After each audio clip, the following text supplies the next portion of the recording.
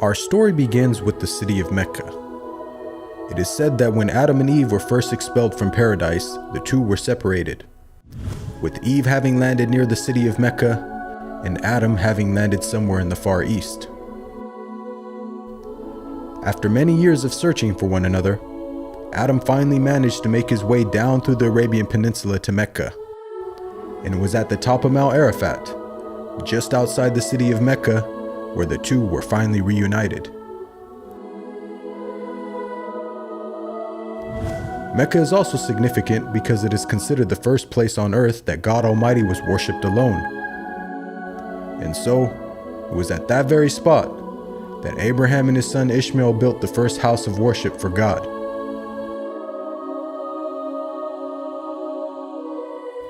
In honor of this, God Almighty had built in the heavens a similar structure for the angels. And it is said that every day, 70,000 angels come to that building to perform their prayers and then leave, intending never to return again.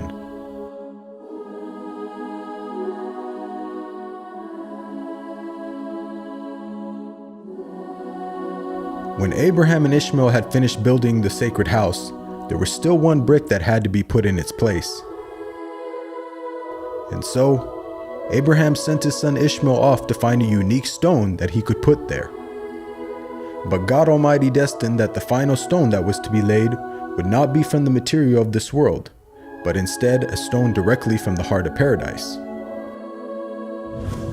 The angel Gabriel then brought the stone down to Abraham, who proceeded to put it in its proper place. It is said that when the stone first came down, it was a pure white color. But due to the impurities of this world and the sinfulness of man, the stone slowly began to fade and eventually turned black. As time passed, the city began to develop, with the people of Mecca remaining upon pure monotheism, worshiping one God alone.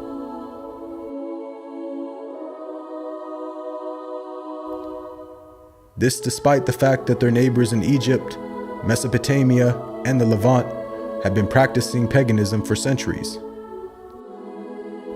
But this was all to change when a merchant by the name of Amr ibn Luhay had decided to conduct his business outside of Mecca. Amr then proceeded to journey northwards until he reached the lands of Levant. There, Amr would witness for the first time things like modern architecture, advanced literature, and of course, the practice of paganism. Amr was so impressed by all that he had seen that before leaving, he asked if he could take one of the idols back home with him. The people agreed, and so Amr took the idol and placed it along with the other goods and merchandise in his caravan.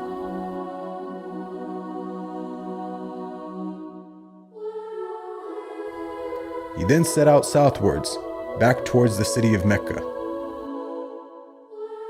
When Amr arrived back home, he immediately took the idol and placed it right in front of the sacred house. He then proceeded to tell the people that this was now going to be the God that they worship. Sadly, this concept faced little, if no resistance. And as time passed, the people began to worship more and more different idols, until it is said by the end of the 6th century, there were over 360 different idols surrounding the sacred house in Mecca.